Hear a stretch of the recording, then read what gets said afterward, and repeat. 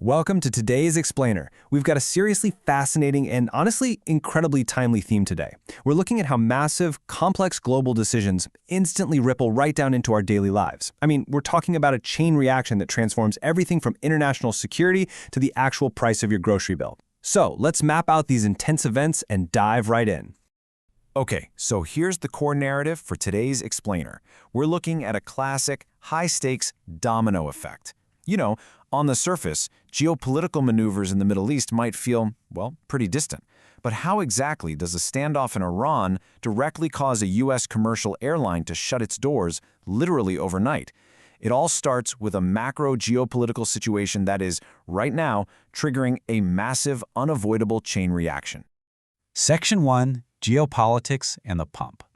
To really understand the groundwork here, we have to look at the legal and political tension happening in Washington right now. President Trump recently sent a letter to the Speaker of the House declaring that hostilities with Iran have been terminated.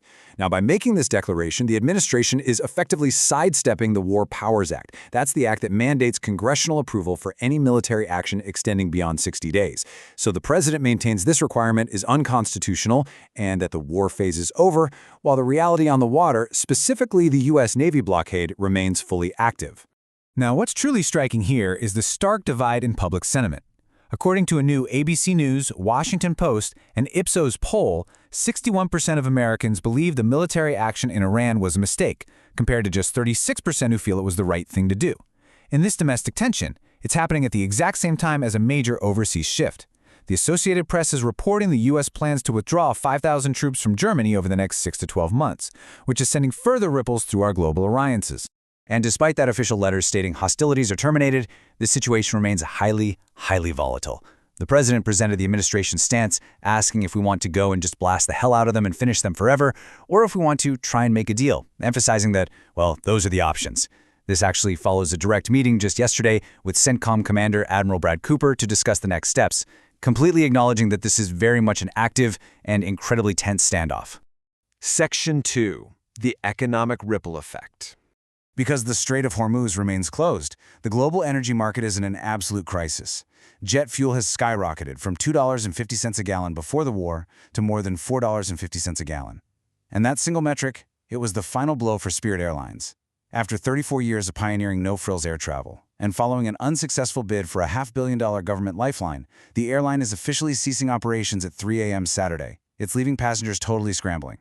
But hey, you don't have to be flying to feel the pinch. The national average for gasoline has surged to $4.44 a gallon. That is up an astonishing $1.50 since the start of the conflict. To put that into perspective, if you drive a Ford F-150, that's costing you an extra $34 every single time you fill up. A midsize SUV, an extra $27.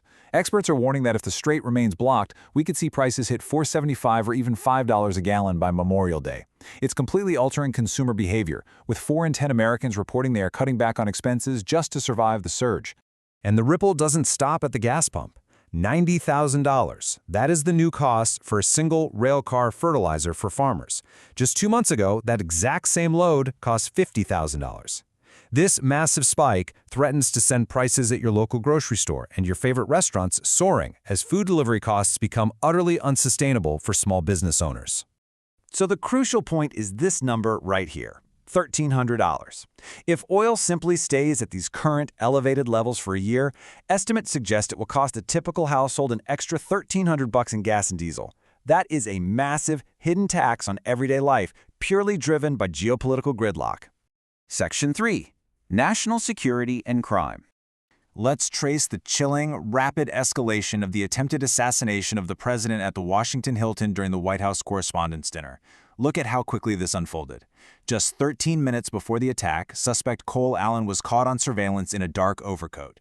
A police dog actually alerted at a doorway he entered but was led away. Just minutes later, Allen emerged without the coat, wearing a red tie and a tactical vest. He sprinted past security with a shotgun and fired into an officer's bulletproof vest. It's a terrifying sequence that investigators note followed hours of him casing the hotel, including the nearby gym. In a separate, highly tragic event, an 18-year-old suspect named Braylon Weaver was arrested for a deadly bank robbery in Kentucky that left 2 people dead, including a bank teller. Now, Mahler law enforcement's reliance on the digital footprint played a crucial role here. How did authorities track him down after a 130-mile-per-hour chase in a silver BMW? Well, Police matched the sneakers he wore in the bank to his social media, catching a braggadocious post of an alien holding $100 bills that was uploaded just hours after the crime. Section 4. Global unrest and stark contrasts.